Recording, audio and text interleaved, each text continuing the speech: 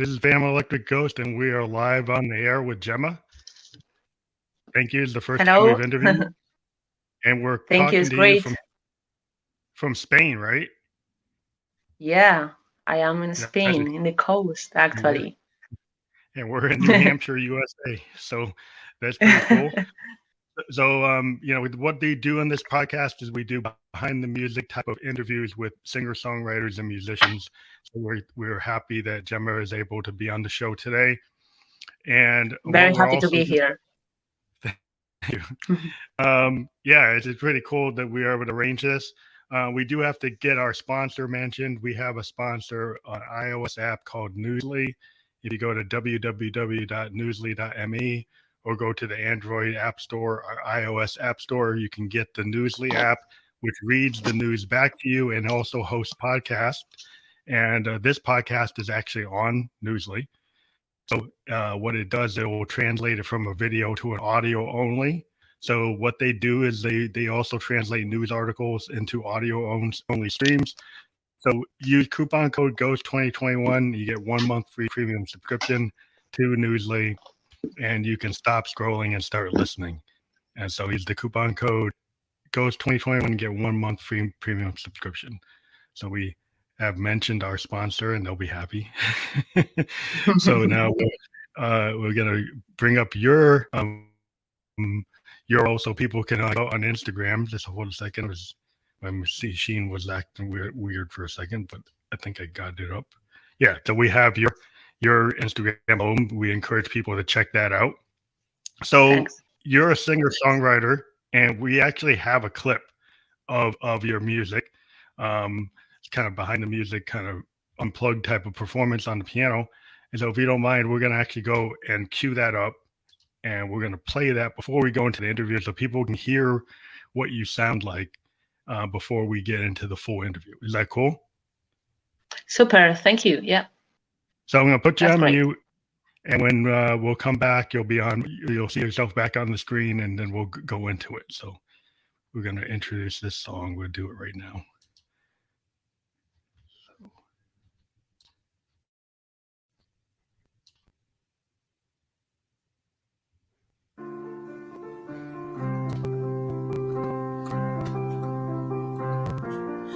Dijiste que era algo muy normal, pero mi amiga y yo empezamos a buscar, y entonces vino la revelación. No éramos parte del juego ni la acción. Why you follow him, don't you wonder why you follow him, don't play with my body. Solo quiero verte un poco más de frente, muéstrame tu cara si vas a estallar. Solo quiero verte un poco más de frente, muéstrame tu cara si vas a estallar.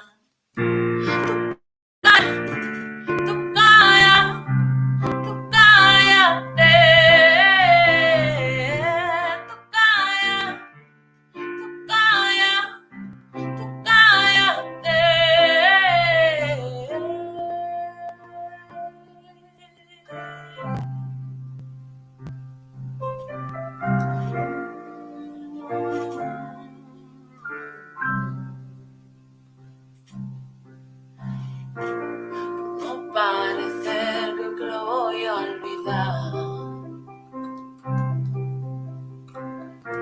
aunque me hierve por dentro esta desigualdad. Dime cuándo vas a mirar fijamente o poner tu cara para ella. Solo quiero verte un poco más de frente, muéstrame tu cara si vas a estallar. No te voy a hacer lo mismo, tranquilo, pero deja de decirme que es lo mismo si es un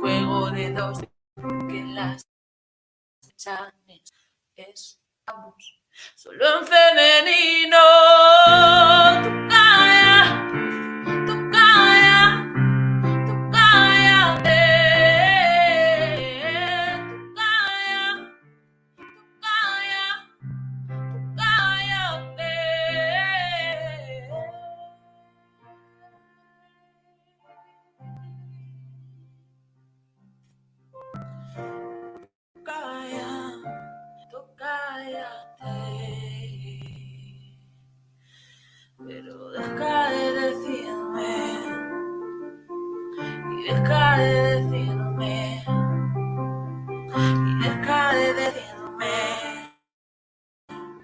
Solo quiero verte un poco más de frente. Tú calla, tú calla, tú cállate. Tú calla, tú calla, tú cállate. Solo quiero verte un poco más. Solo quiero verte un poco más. Solo quiero verte. Solo quiero verte. So that was the performance, and you're back. You can hear me, right? And you're back. Your mic's on, right? Yeah, right. Yep. So that's I think that's a really cool performance because I'm a pianist and I'm a keyboardist, and I like it when I'm able to play on a piano without all my synthesizers and like an unplugged performance. And I think that Thank that shows like the honesty of your work, and I think it you. let everybody hear it like without being like layered and all the other stuff we can do in the studio. I think that's a really good representation of your voice. Yeah, you're right. So I think what we like to do is we're going to start from the beginning. We sent you some questions, and part of what we do on this program is we kind of start from the beginning. So the first question we always ask a musician is like, when did you first get into music and at what age? Well, I realized that singing makes me feel strong feelings. Like when I really realized that I can do something with my voice was a very early years. Maybe I had 5 years old, 6 years old, and I and I listened for first time Whitney Houston song. So that for me was like a catharsis. So I thought, oh wow, I wanted to do that, right?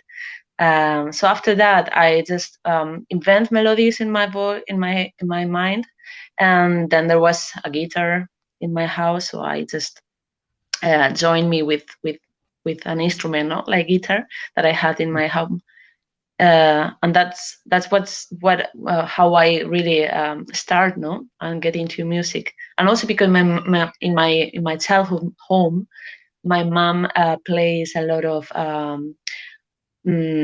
music recordings from American music and some Spanish too, but mostly American.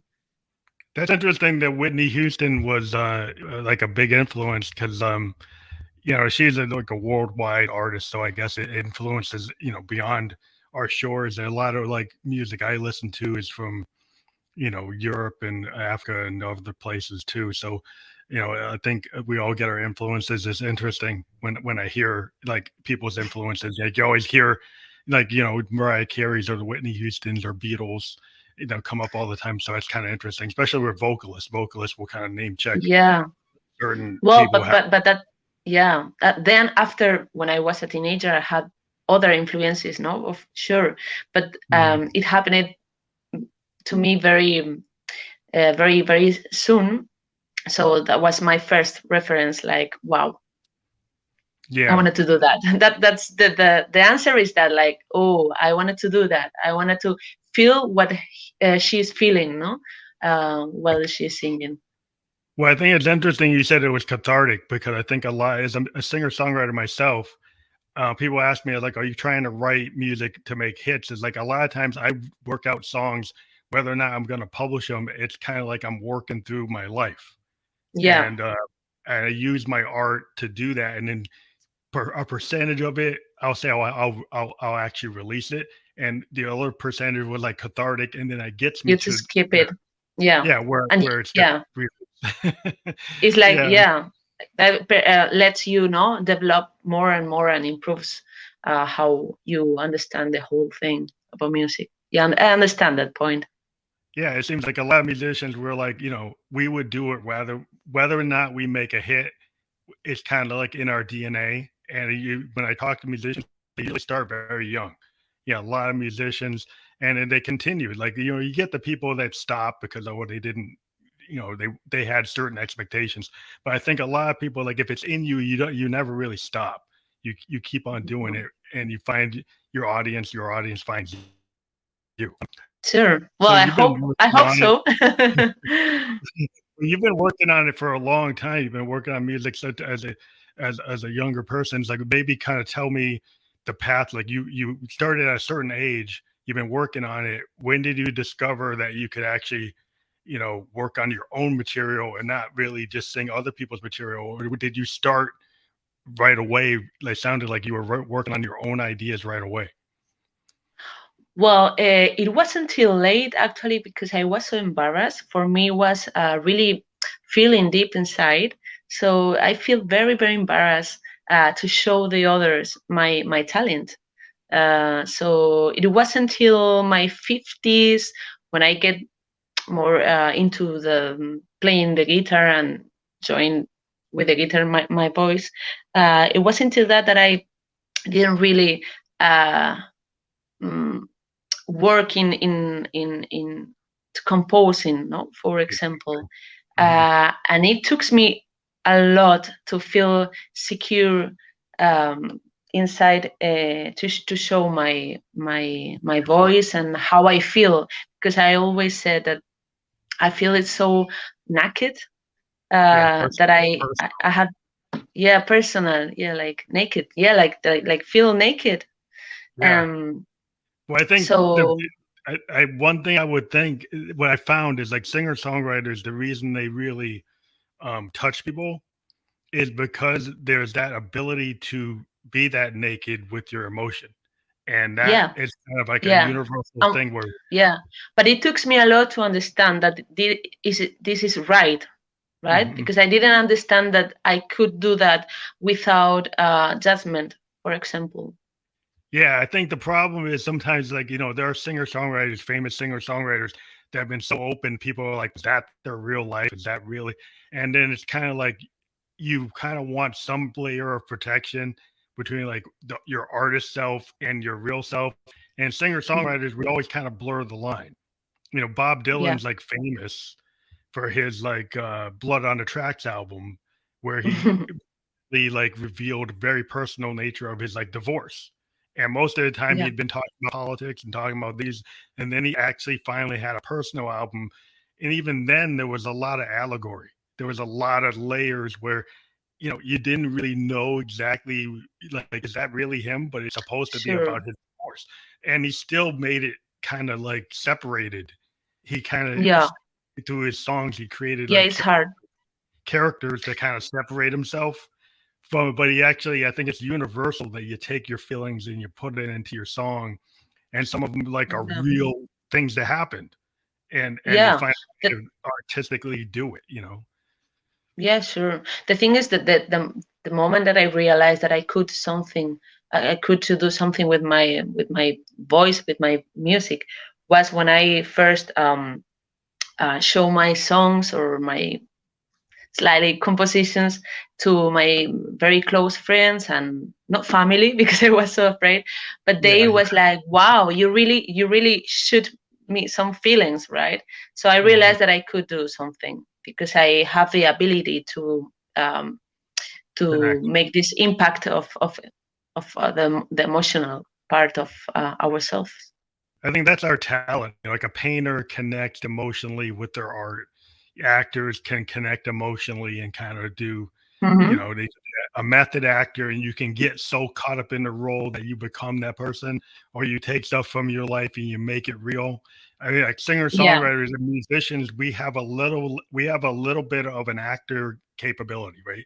Because when we perform, we kind of act like an actor. yeah, In yeah. You have to yeah. imagine that you are feeling that feeling, right? Because maybe I wrote a song uh, 10 years ago and I didn't have this situation anymore, but I can understand.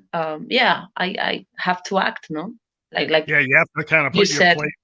put yourself in that place, because if you have a very Yeah, emotional song that has a lot of emotional power in the voice, even if you're not feeling that way, because it's not the day you wrote it. Like, the day you wrote it, that's the way you felt. And then suddenly, as a musician, you got to go on stage, and you might not feel like that today. but you still got to find that Yeah. out to kind of carry it over. And so that's where we Mm. can become actors, and we have like stagecraft, and we can put a mask on. I think every musician, when you go on stage, Have it's to do it. somewhat seems like the other you. It's like another version of you that's maybe more extreme than what you really are. But in order to be able to do songs, that's who you are. I think that's what I found as a musician. Like I had to find that confidence. I didn't get confidence to actually start performing vocals until like 2008. I'm like I was 4 years old. I mostly played keyboards in bands. I never sang. And then suddenly I realized if I'm ever going to have my own work, I actually got to sing it. I can't just, I got to actually, and then I had to spend a bunch of time trying to figure out how am I actually going to sing. And it took a while. I mean, I didn't start singing. I've been playing since I was 17. I didn't start singing until 2008. So it is a You have process. it. Yeah, it takes a Yeah, while. it is a process. It is a process. Yeah, and I've been improving that process, and now I feel like ready to. Well, I was ready. Like even you are not always. No, you are not never too ready to to be Yeah, performing. No, like super confidence, but I feel that I'm in my moment now to you're release my getting there. Yeah. recordings and everything. So the other thing I like to ask is like you did mention some of your a couple of influences. I think Whitney Houston. Maybe you talked about some maybe other influences or references people could Yeah. understand. Hmm. Yeah, sure. When I was like in my teenager, like 12, 30, 40 years old till 80 more or less, I found that I discovered a lot of music that I get interested in, like like the best no singer like Aretha Franklin, Janis Joplin, Mm-hmm. even Jamiroquai, Yeah. Eva Cassidy, um, Neil Young, Oh, uh, Neil Young. Yeah, I love Neil Young. yeah, yeah, Otis Redding. I love it, Mm-hmm. and most of all, I get very, very deep with Lauryn Hill. Oh, I she's love her. amazing. Yeah, that stuff. The work She's she did was kind of point in time with the Fugees and her solo album. Um, yeah. that The solo album album is Unplugged is like wow, like yeah, that very her very solo record, that was so good. It was just yeah. unbelievable. A lot of power. I And feel very influenced by Lauryn Hill. that's interesting. You mentioned Neil Young, and like in a lot of my music, I'm an electronic musician, and people are like, how could you like Neil Young?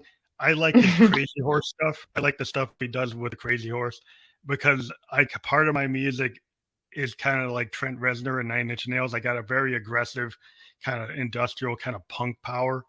And I like the Yeah, way that Neil is able to do his like Nashville, really intricate country music, but then he also does this kind of grungy, hard rock, kind of punk influenced music with Crazy Horse, and he can kind of go both ways. And I always thought that was interesting that he's able to have that range because yeah, and he's just yeah, a folk singer, and he also goes and does heavy rock, and so he can go yeah, between the two, which is kind of cool. and also his voice, isn't it? Like it was very original, like in terms of Yeah, it's very emotional. He has a yeah, very interesting voice where he lets it get like the vulnerability. I think the cool thing yeah. about Neil is he allows his voice to be very vulnerable. He kind of is, he doesn't actually try to make it perfect all the time. Sometimes No, he'll let it that's be. mm, Yeah, I think that's that's something that I'm very interested in. That's very I feel that nowadays with autotune and yeah, I don't know. It's something about perfection that is in all yeah, the medias, and I find very interesting to see an artist without fear to shows um, the weakness. No, yeah. Well, I the, think the thing about the '70s is people, even in the '80s before all these computers, is even the '60s is the fact that you could go. Bob Dylan doesn't have the most perfect voice, and Neil Young allows the vulnerability to be in his voice. And even though Joni Mitchell, she has a certain level of vulnerability that people today, I think, because of the computers, because of the digital audio workstations, one of the things they make a mistake, and I always tell people when I'm doing production work and I work with people, is I don't like to be perfect. I think that imperfection is part of the art. And Yeah. the happy accidents, and I always tell people, like, if you think about the Rolling Stones and you think about Exile on Main Street and you think about the way Jagger and Richards wrote that, there's a lot of imperfections in the timing Sure, and because the it's vocals. yeah, It's more natural. And I try because to, this human part is more important, right? yeah, like Exile on Main Street is one of the greatest rock and roll records because it's like a mixture of blues, country, and rock, and it's kind of unstable. It's not exactly perfect, but it's perfect in its imperfection. Yeah. It's kind of like I, that's I what think I like. from Whitney, I wanted to say maybe it comes to my mind. Just maybe from it's a joke, right? Maybe from Whitney Houston, we all became more perfectionally like Well, in yeah, I our mean, she's voices, got, no, like was too yeah. too good too. Well, Whitney kind of comes from that Motown kind of classic soul, like Aretha Franklin, Motown type singers like in the Nat King Coles and the Frank Sinatras. There was a whole thing about having a perfect pitched voice. And I Yeah, understand there's a whole history in music where people were professional singers and they actually didn't write the songs, right? They actually are professional singers that had really good voices, multiple yeah, octave, 5-octave voices, or really good baritones and sopranos, and they focused on the voice. And I yeah, understand that. Yeah. And there's still a lot of people to do that. But my whole thing is I think that you should allow the imperfections to be there, and that's part of the art. It's like an artist, a painter. It's like a painter's going to do that painting, yeah, and it's the layer is what it is. It's kind of point in time. And sometimes when you're recording, if you think about it, like you do 10 takes, probably take 1, 2, and 3 are closer to your original intent. But if you ever take it to like take 90, you get so far away from what you originally were going to do, right? sure. That you're spending I, your time I trying to agree. make it perfect. You're trying to make it perfect. And the third take probably is the best one because it's closer to what you really wanted to do. And the problem today is people try to take 100 when they should take Yeah. take 2, 3. I'm a little bit like that. I have both, right? I have like I'm very perfectionate about how I sound and everything, and I understand because we have all this culture about perfection and like with Beyonce now, no, like how can it you feel that you have to do it right? But also it's very important what you are saying because sure we forget about how beautiful are the imperfection. Yeah, because I mean, a lot of times, what I think happens is in a musician is the further you get away from the original version, the more you start correcting yourself and then start saying, well, maybe I shouldn't say that, or maybe I shouldn't do that. Yeah, And then you start second guessing yourself, and the original art is closer to what it really should be. And yeah, I you had, forget what you feel and you start to yeah, have these yeah, thoughts in your mind that just don't flow, the feelings don't flow, it's just being too yeah, I think mentally. that's where a lot of people today, they forget that, and they're so into the hook. They're so into Yeah, trying to get the melody right and make it catchy. And I understand there's a drive in the industry to get that catchy hook. And even if you go back to Motown, they spent a lot of time trying to get those hooks. And the drummers spent a lot of time trying to get those drum parts exactly right. But even back then, it was like, okay, they got it and then they put it down, and it was still like, it was a point in time thing where they picked it and they made good choices. They had good producers, they had good songwriters that kind of knew how to get the hook and put it together, but they still kind of put it together in a more organic way where they would, like, where the whole band would go into the studio and play it through. yeah, And I think yeah, when you do it part by part, bar by bar, it gets antiseptic. It gets less organic because then you're being sure. too critical. And I see there's a reason to do that. There's a reason. Like you think about like Bruce Springsteen spent like 6 months on Born to Run. 6 months on that one track. because he just was very obsessed about trying to make it perfect. And he had this kind of Phil Spector wall of sound idea, and he just kept on layer and layer and layer and layer, and it came out brilliant.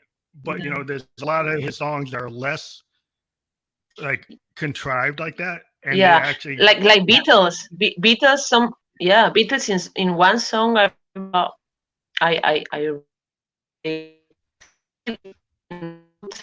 Beatles, right? So, yeah. do you I hear mean, me? yeah, Can you hear yeah. me? You lost it a little bit, but you come back. You're back. No, Maybe. I was saying that the Beatles, um, they. Am I? Yeah, you're back. Hello. Okay. Yes, you're here. Yeah. Well, definitely. You're right. I agree. What are you saying? Yeah, I think like George Martin was like, his production style kind of took what the Beatles were and enhanced it compared to like just playing live. They started using the studio as an instrument, and I think that's what people do with their DAW. You use your DAW as another instrument. And the thing is like the trick is how much do you do? I think it's a degree. Like if you think about like guy like Prince, like you think about like when Doves Cry doesn't have the bass line, right? And it was a choice Yeah. to pull it out. And when the bass line's not there, it actually sounds totally different. I've actually heard the version that has the bass line, and there's a good reason why he pulled it out because it just sounds better without it. And there was a lot of people who were producers that said you can't put a song without a bass. And then it's like, well, sometimes you got to break the rule because the song deserves it. Certain songs, Yeah. maybe there should be no cymbals. Maybe there should be no hi-hat. It kind of is like what it is. And if you have somebody, oh, we always have to have the hi-hat. We always have to have no, you don't. You have to do what serves the song. Yeah. If the song requires it, then you do it. But you just don't do it because the last 10 songs had it. Sure. That's the reason I think that everything can be possible, everything can be right as long as you do it from your truth, right? If you really feel that the bass don't have to be there, or if you really feel that I don't know, that you want an algorithm to make to make Yeah. a song, why not doing it? It's all right. We don't have to be like catastrophic or too complacent, no, about that, but I really think that you have to do it with your truth and experiment and explore and obsessed. Yeah, you say Yeah, I obsessed. think you. Why Yeah, I not? mean, Picasso says that you need obsession to make art, no? And yeah, I it's mean, you have to that's be a little obsessed because the thing about it, like, how many hours did you take to learn how to play piano?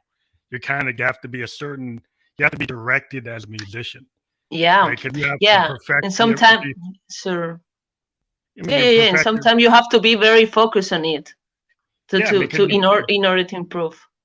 yeah, Sorry. because you Yeah. perfect your voice. You perfect your guitar playing. It's a lot of hours that before you ever hit the mic. Yeah. As a musician, that you perfect some aspect of your art, and it becomes like natural. So, like if you're a singer and you're playing guitar, well, your guitar playing has to kind of be like not. You can't be looking at the guitar. You got to like know it. And if you're a piano player, you got to kind of know it. The drummer's got to know it. So it's just that's the work you put in, and it is somewhat like an athlete. You have to put the time in. You have to build that muscle memory or to know where you're Yeah. playing on the piano, and Yeah. and that's the kind of obsessive level of it, and how far you take it. I think some people have to understand that sometimes doing a song like stream of consciousness, I've been into a lot of what I've been doing in the last 5 years. I used to spend a lot of time constructing songs, and then I started saying, you know what, I'm just going to turn my mic on, turn my recorders on, and just kind of just record stream of consciousness, and then put down whatever I get, and then go back and listen to it, and then find the things I think I should work on. And I would just every day do practices where I just kind of go. Maybe I had an idea I wrote on a paper, and then I just go and I just go with it. And I find that by being more relaxed and just letting it go, kind of like saying, oh, there's this universal idea, and I'll just let the muse come in. I'll let my instrument kind of tell me what I should do that day. Because That's it's like, interesting what you're saying. Yeah, and I I find, understand that. What you say that the universe, no, like the ideas are in the universe, and you just have to go to it yeah, to get them. instead of and sitting and down, for that you have to work a yeah, lot. yeah, instead You of have to sitting down work on and paper, work. yeah, I mean, when I was like, I used to sit on paper and try to write it out, and then I found like I ended up changing it all the time because like as soon as I got to the piano, I was like, no, I'm not doing that. I would do something else. It's like so it's like I just well, why don't I just sit at the piano and just write it from there, right? Or to sit at my synthesizer and write it from there. And I find that I do a lot better. I mean, there's some things I actually write out. I'll have a lyric, and this is the question I have for you. Like, do you start with like your piano or your guitar, or is it something on the paper, or it doesn't matter? Like some songs, they start different Yeah. ways.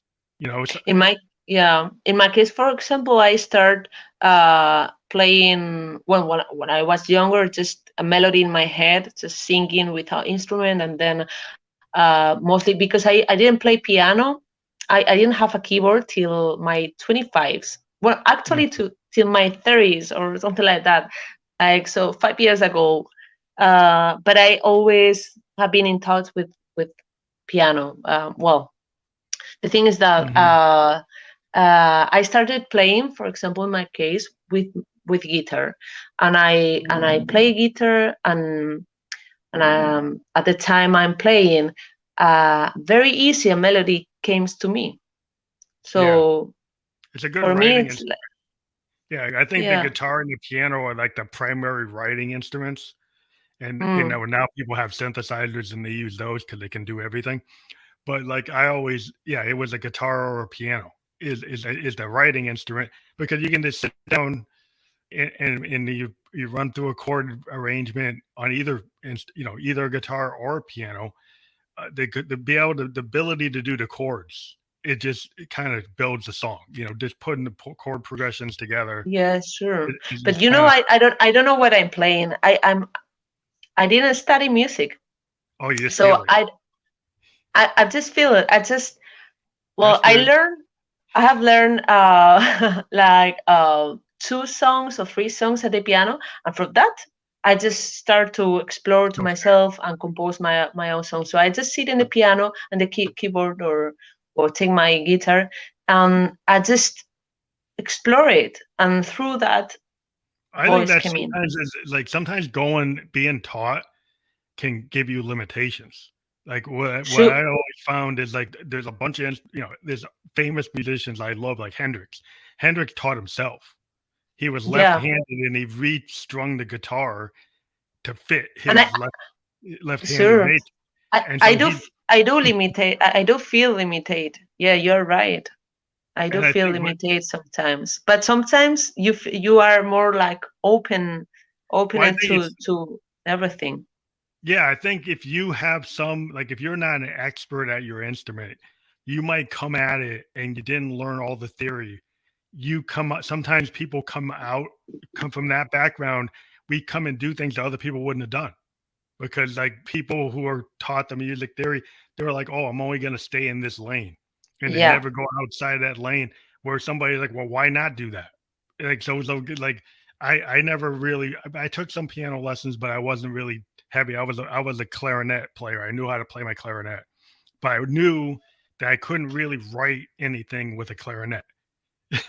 It's hard to write like a song with a clarinet. I can do the melody, but I need a writing instrument. So I started learning keyboards, and I got really into synths, and I really taught myself by listening. I'm kind of like a lot of people, like African American. We kind of play by ear, and I just yeah, like I listen to something and then I can pick it up, and I can find the cool. chords. I can find it, and it's just like that's how we do it. And it's always been a lot of African Americans. We never even went to school for it. We just pick it up, and I think it's nothing wrong with doing that. Most of the blues guys, most of the famous blues men, Led Belly, Robert Johnson, BB King, they all kind of taught themselves. Yeah. And Well, I there's also, nothing wrong. yeah, you're right. Also, in my case, is my first instrument is my voice. To be honest, so Yeah. I've been taught.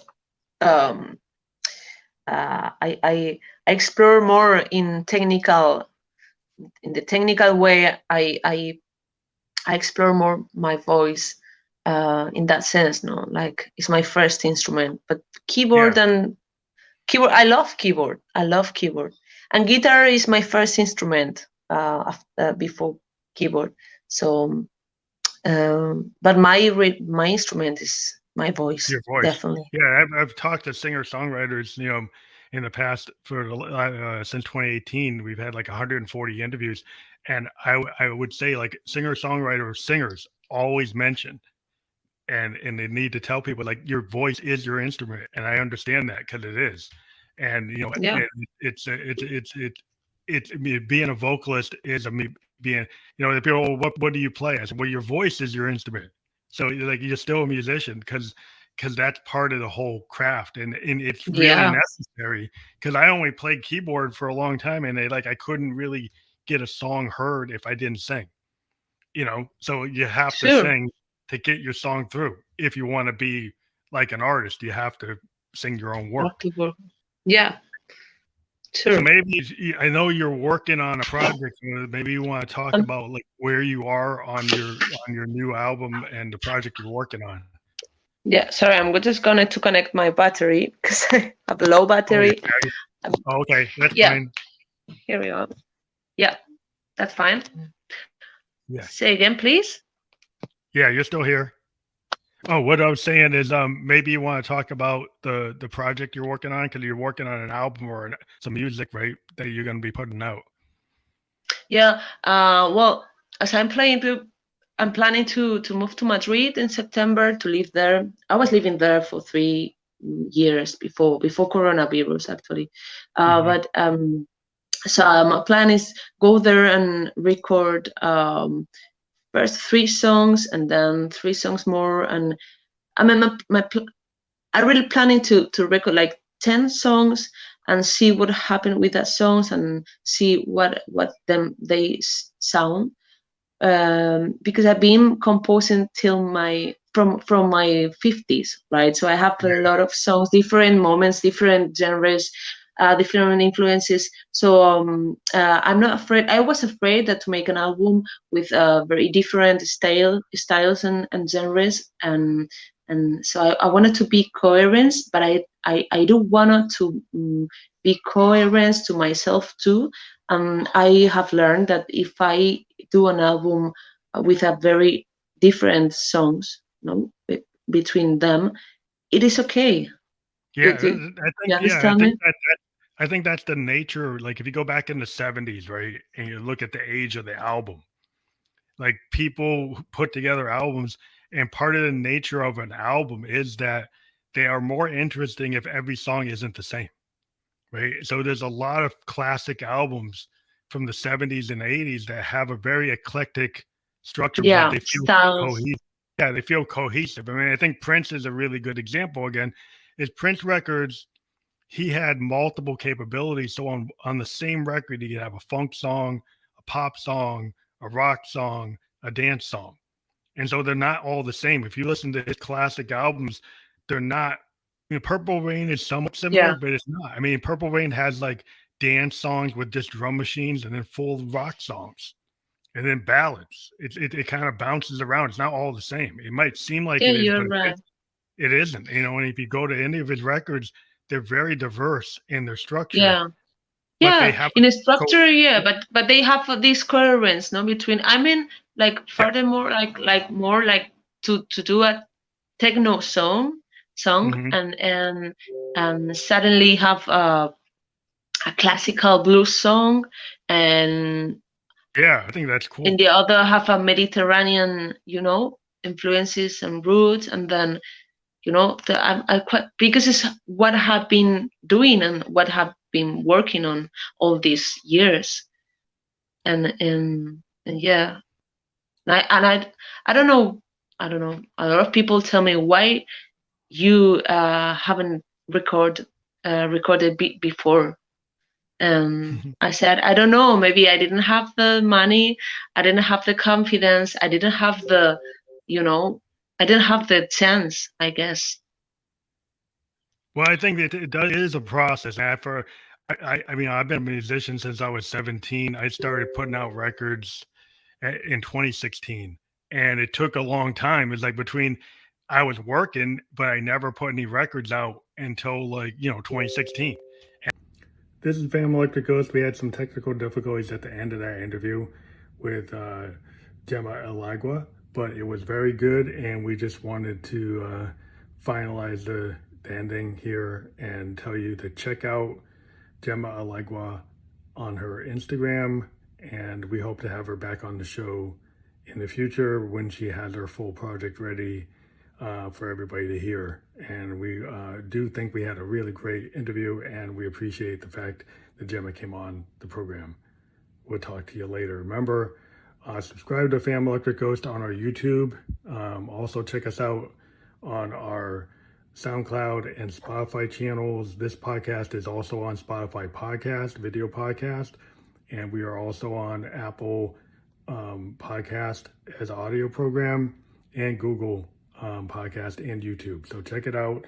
Also check out on our SoundCloud. Make sure you subscribe to us and hit the COVID support button if you think what we're doing here is cool, because we do not ask our people that come on for our interviews, our interviewees, don't have to pay. So if you can help us out with our podcasting cost, that'd be cool. Check it out on our Spotify, the COVID support button, or the SoundCloud support button. Thank you very much, and we appreciate people tuning in to Fam Electric Ghost, where we interview artists from all over the world. Thank you.